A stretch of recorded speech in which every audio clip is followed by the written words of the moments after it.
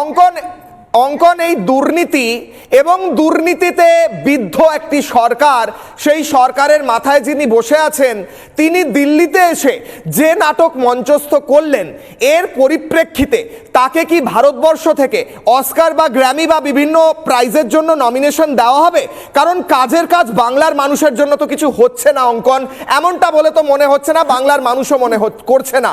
আপনারা কি বলছেন রাজনৈতিক দিক থেকে? আপনারা কিভাবে এই পার্টিকুলার মমতা বন্দ্যোপাধ্যায় যে মুভটা করেছেন দিল্লি এসে তার মোকাবিলা করবেন? অঙ্কন, দেখুন, সত্যি কথা বলতে মমতা বন্দ্যোপাধ্যায়ের এই রাজনৈতিক ড্রামাবাজি, কারণ ভারতবর্ষের সবচেয়ে বড় নাটকবাজ মুখ্যমন্ত্রী বা রাজনীতিবিদ যাই বলুন, তিনি হচ্ছেন মমতা বন্দ্যোপাধ্যায়।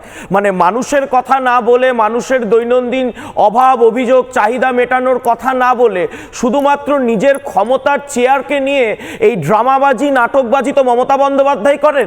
তো যখন তিনি বিরোধী নেত্রী ছিলেন তখনও এই নাটক করতেন, যখন ক্ষমতায় থাকেন তখন এই নাটক করেন। কিন্তু দিল্লির মতো জায়গায় এইসব নাটকের কোনো গুরুত্ব নেই, না মিডিয়া গুরুত্ব দেয়, মিডিয়া টেনশন দেয়, না অন্য কোনো রাজনৈতিক দল পাত্তা দেয়। ভারতবর্ষের কেউ মমতা বন্দ্যোপাধ্যায়ের এই নাটকে পাত্তা দেয় না। এই নাটকটা করে উনি বাংলাকে টুপি পরাতে পারেন, কিন্তু যতই করো রঙ্গ আর পাবে না বঙ্গ। আর ওনার বঙ্গ জেতার রাজনীতি শেষ, উনি আর বাংলা জিততে পারবেন না, এটা দেওয়াল লিখন পড়ে ফেলেছে।